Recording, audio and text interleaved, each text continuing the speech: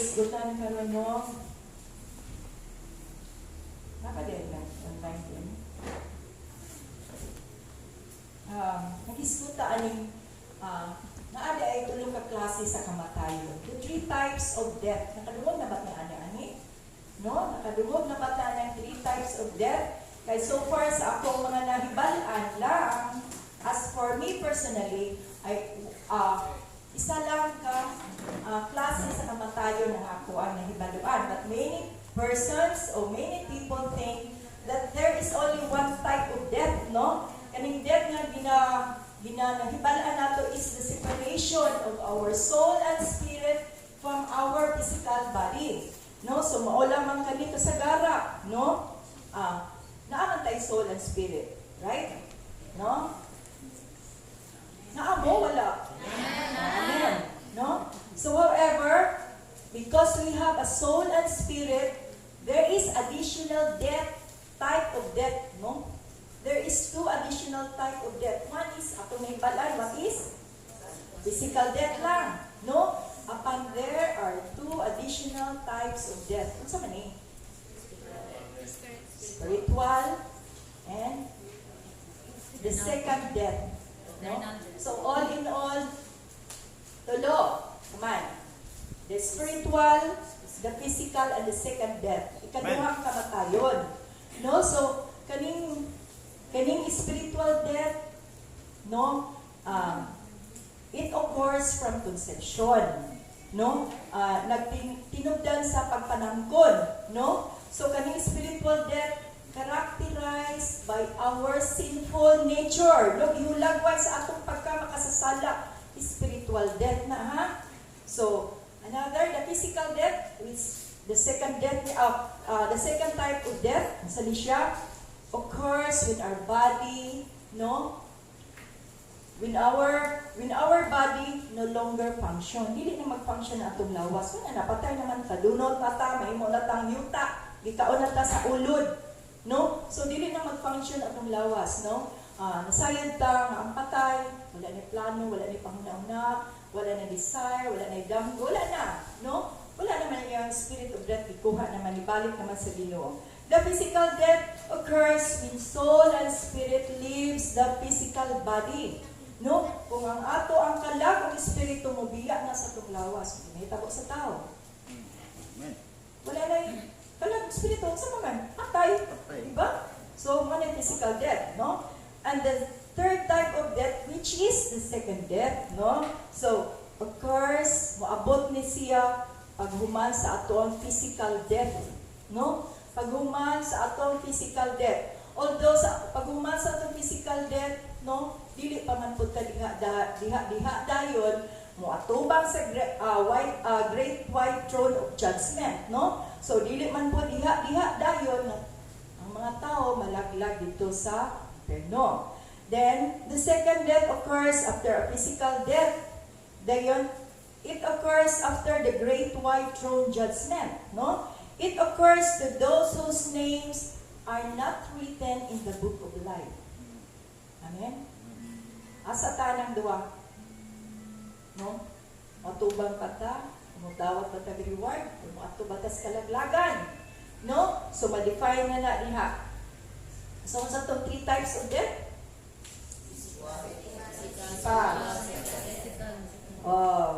No? Bright. So, kung atong i-take note nato, kaning 3 types of death, no?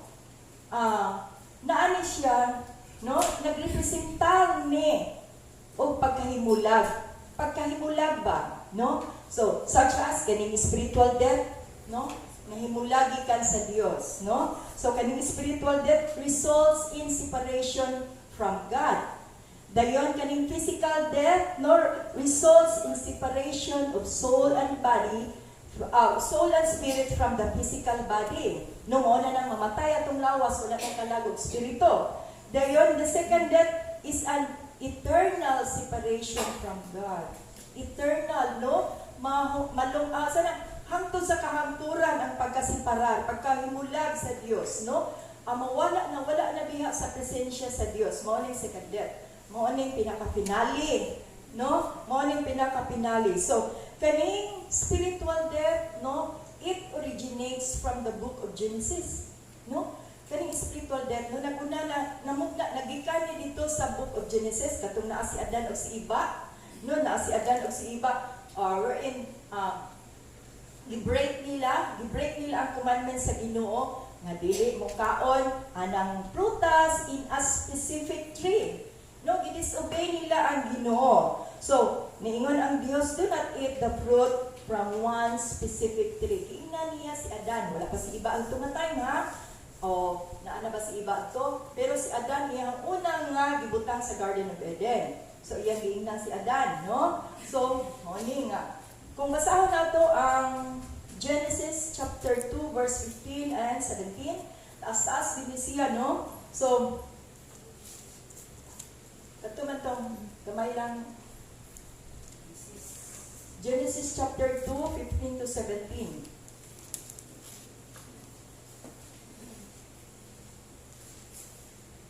Ug gikuha ni Jehova ang Dios, na Dios ang tao, ug gibutang siya sa tanaman sa Eden, aron kini iyang atimanon ug bantayan, no?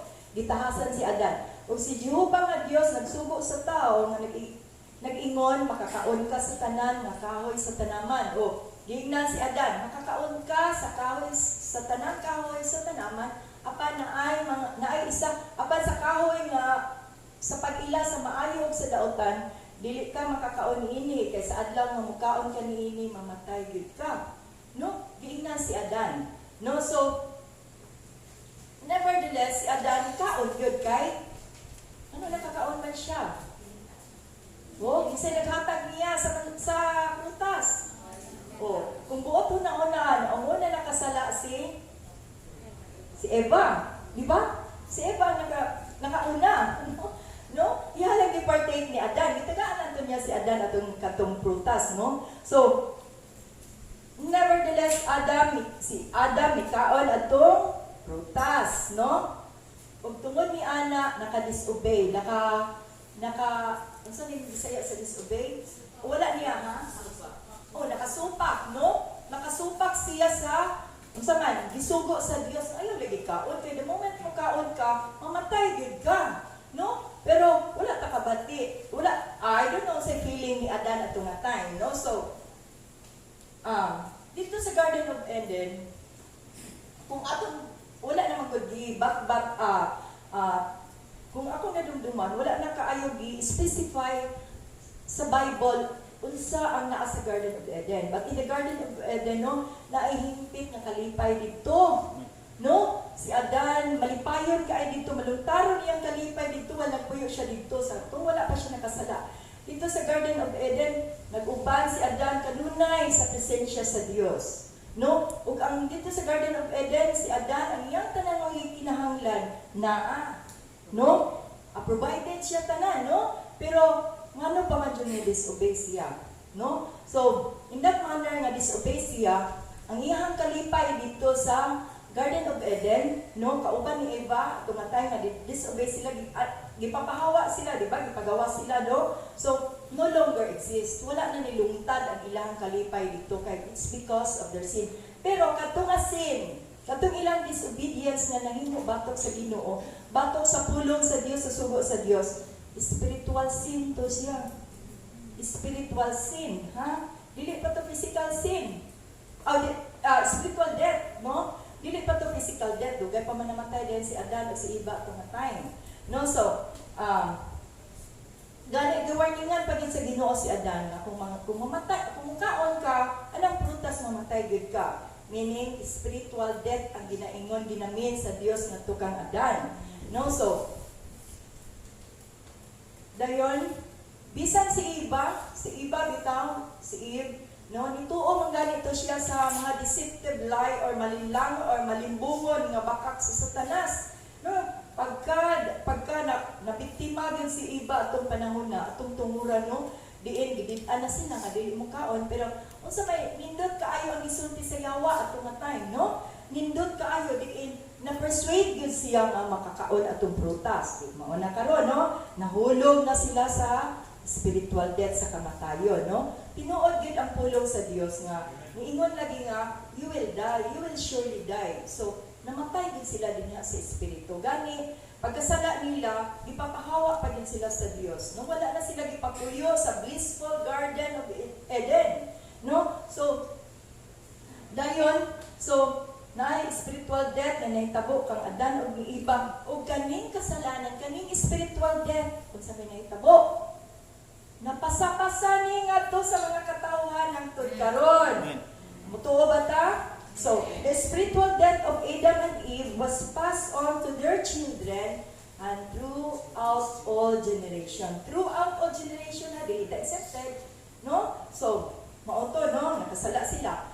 In Romans 5:12 nagingon din na kay pinaagi sa isa ka tawo misulod ang sala sa kalibutan. Ug pinaagi usab sa usa ka tawo, no? Ang pagkamatarong misulod sa kalibutan. Amen? And dayon, and 1 John 1:8, palihog ko sa 1 John 1:8. No? Kung umingon kita nga kita walay sala, bilimbungan nato ang atong kaugalingon. Ug walay ka matuoran dili ka nato. Isabay ni nakaingon nato nga wala tay sala. No, wala na kaingon yun nato. Kay written na, no? Gideklara na, gisulat na, gideclare na nga no one is righteous. No, walay isa nga wala nakasala. Kung moingon ta nga wala ta nakasala, gilimbungan nato tong kagalingon, kita gibaka nato, ginanagud ta nga wala ta nga kita makasasala gyud. Nya mo deny pag kita nga wala tay sala. So niingon din na we are dead spiritually. Ug kaning spiritual death napasa ni hangtod karon. Amen. So niingon diri nga except Jesus Christ, every person conceived by man and woman, no, is born spiritually dead. Dead. Nakadlok, no? Kita di tanan. Walay exempted ani. Pastors, mga leaders, mga evangelists, kinsa dala, mga bishop, mga pare, mga madre, kinsa dala diha, no? So pasabot nga walay labot si Kristo Jesus nga gipanamkon sa balaang espiritu, no? Ang matag tawo nga gipanamkon sa lalaki o babae, na tawo nga patay sa espiritu. No? So, nga gipakita sa atong makasasala nga kinaiya, no? Nga namatay atong espirituhanon nga bahin?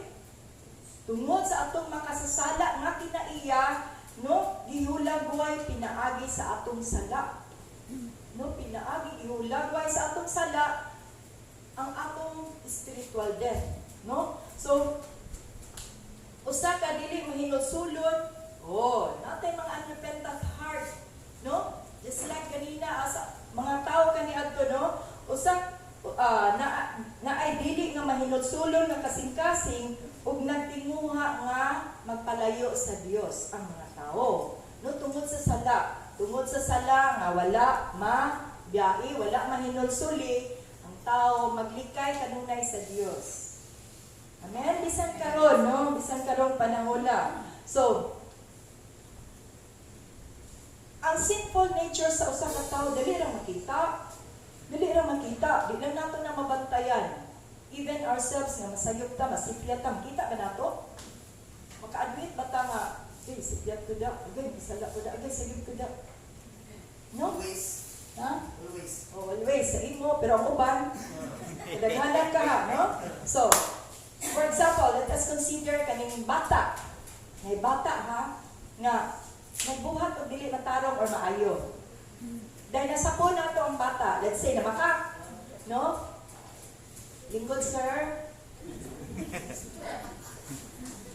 Naay bata nga namaka. Dayon, naano tayo ebidensya, atong i-correct ang bata, atong ipagluboy. Ay, sige, pamaka, no? Apan ang bata mo, deny. Wala, oy, sakto ba ka mo dibuhat, no? Mo-deny yun ang bata. Daw di karon kita ba ya wala exempted nato nakaagi tag pamaka. Bisan karon sige pa tag pamaka, right? Di ba? So, ang mga bata pa mo ta sinuo. Pero no, dili na no. So, kaning bata nga namaka, no, gidinay gyud ko. Wala ko na maka, wala ko nang awat, ako nang uwa. Na ganit ang ebidensya, no? Mo deny pag yun, balipad pag yun. Daw kaning unya nabatasan nato sa bata nga sige pamaka, no? Nabatasan nato sa bata nga manghilab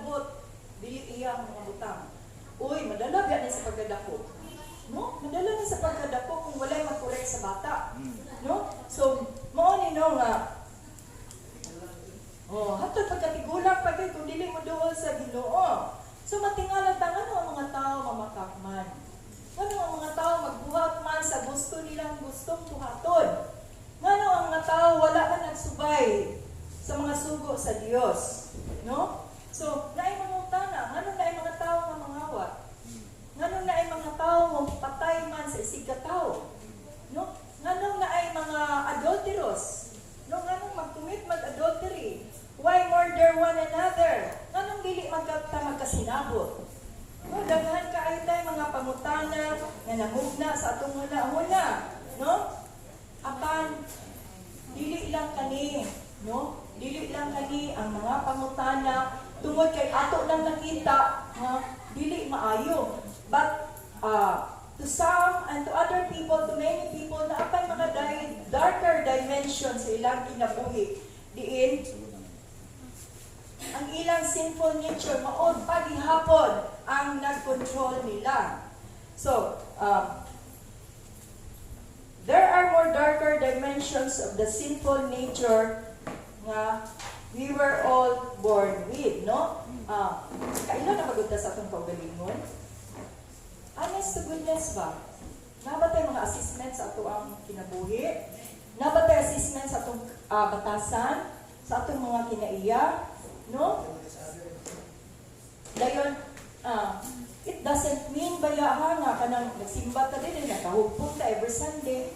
Wala man ta nakaila sa matag isa sa ato ang mga kinaiya gyud, no? Sa atong personal, even kita gani personally, do we know ourselves? Only God knows us, no? So Ginoo ra gyud ang nakaila nato more than we know ourselves. No? So dapat na atay assessment, dapat na atay evaluation kanunay sa ato ang kinabuhi, no? Kaning mga buta nato gagamay sa ato ang pagkamasasala sa atong sala, naa pa ba ni? Naghawig pa ba ni mga strongholds sa atong kinabuhi?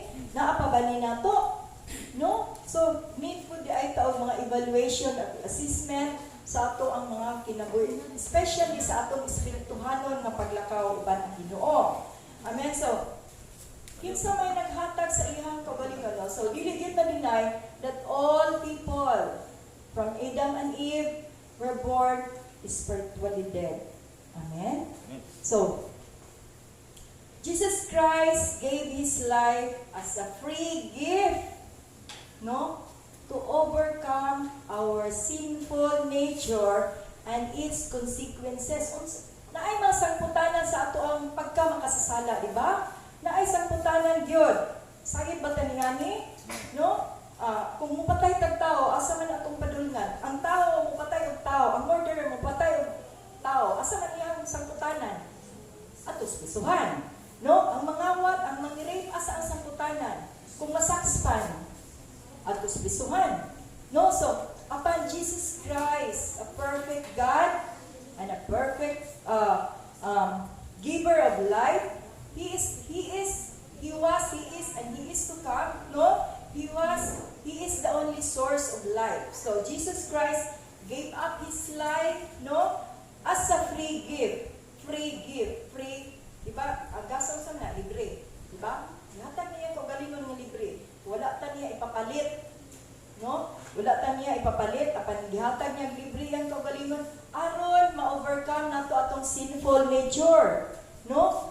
Ang atong sinful nature, sa man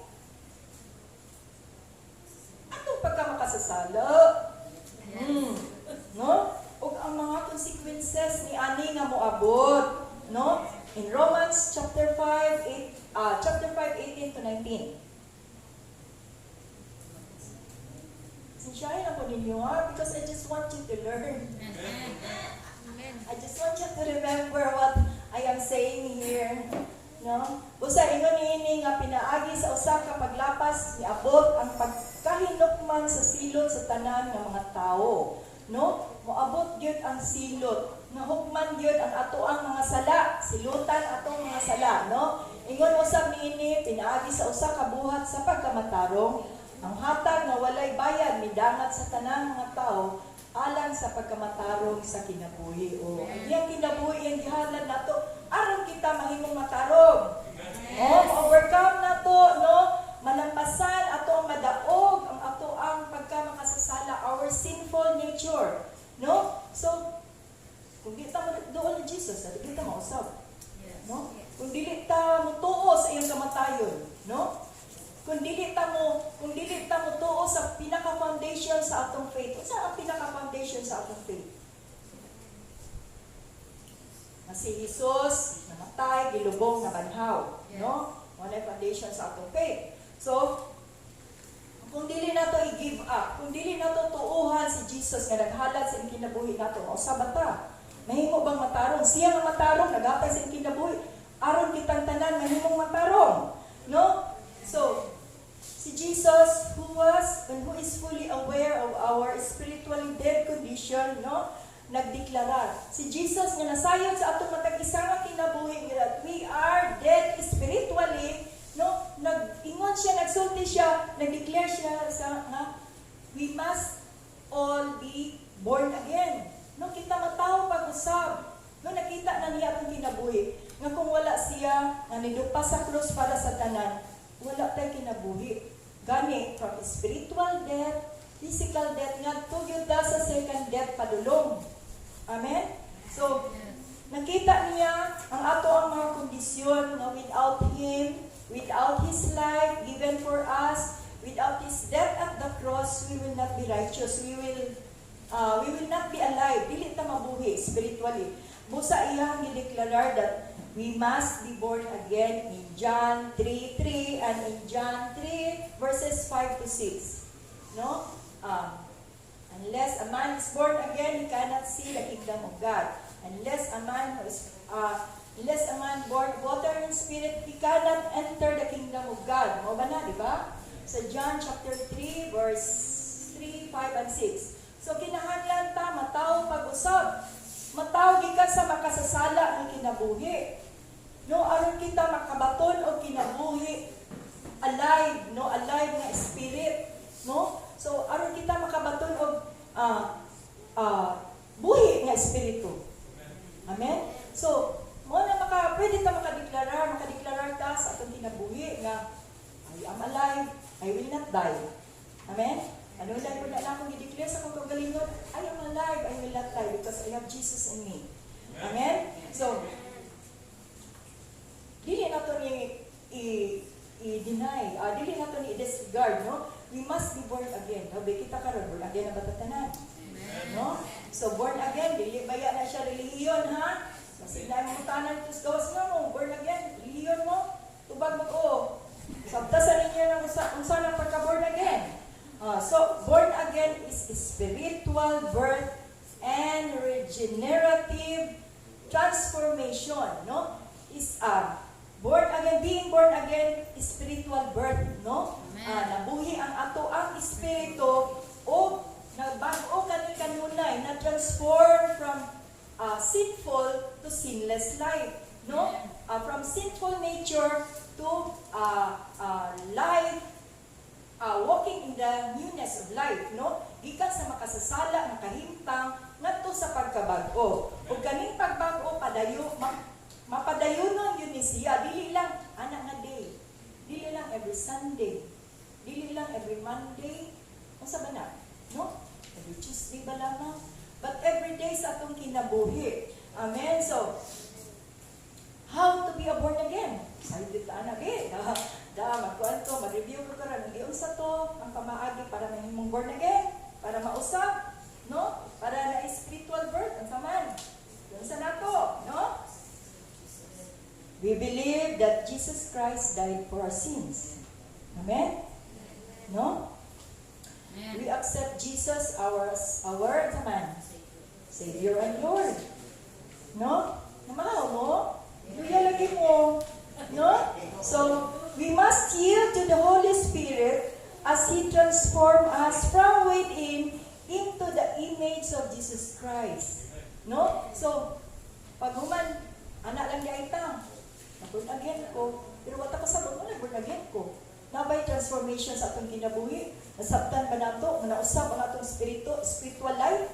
No? Nasabtan ba nato nga, ay, proud kay tayo, nag-born again, or puta ka sabot na, sana, gayon. No? So being born again is one who believes that Jesus Christ died for our sin. No? Mabitaw na, ang atong faith, the foundation is si Jesus namatay, gilubong na banhaw. Amen? So, accept Jesus as Savior and Lord.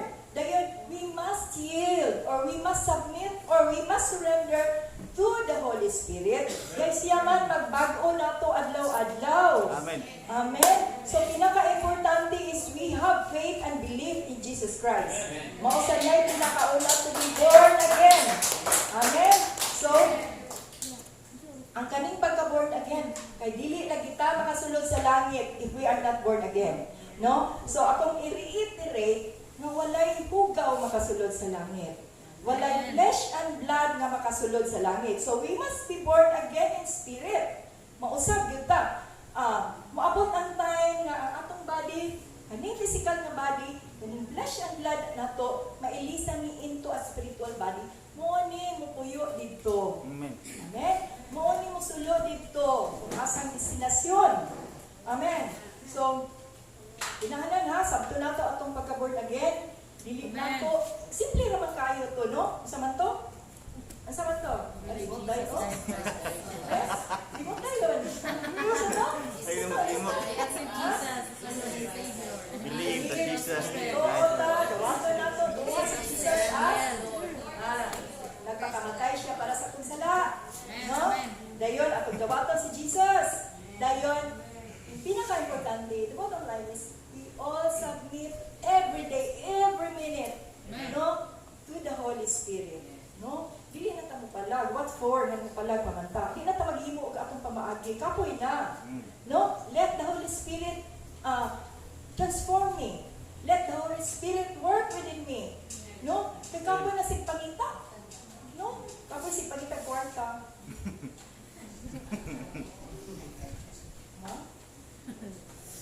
So kapoy na sige tag-argue sa against sa tinuod, against sa truth, no? Kapoy, ano makig-argue pamantangan ng debatingan, pamagyulat at yung tinuod, no? Wala may ato. Wala may ato ng kalibutan. So, kaning born again transition, meaning transition ha, kaning gikan dire nga to dire, no? No, sab, no? So, from spiritually dead to being spiritually alive as we live in the unmerited grace of God, no? So, nakabaton ta, o, isa man, kausaban sa atong espiritu, nabuhi atong espiritu, tungod o pinaagi sa grasya sa Ginoo, no? Dili ta deserving, no? Dili ta gyud deserving mo dawat sa grasya sa Dios, no? Unsa man ning grace? Unmerited favor of God, no? We are not favored ginunta kay we are sinful by nature, no? We are spiritually dead before God.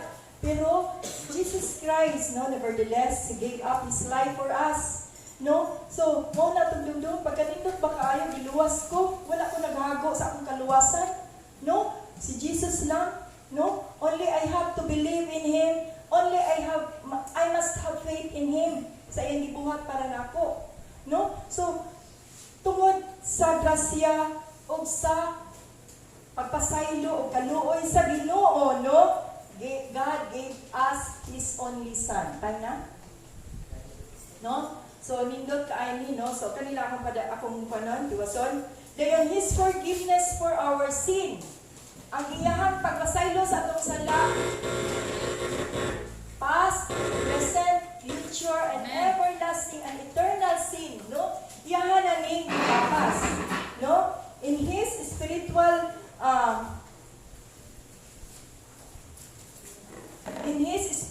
means to sanctify to nail down our sinful nature and to change our heart and soul.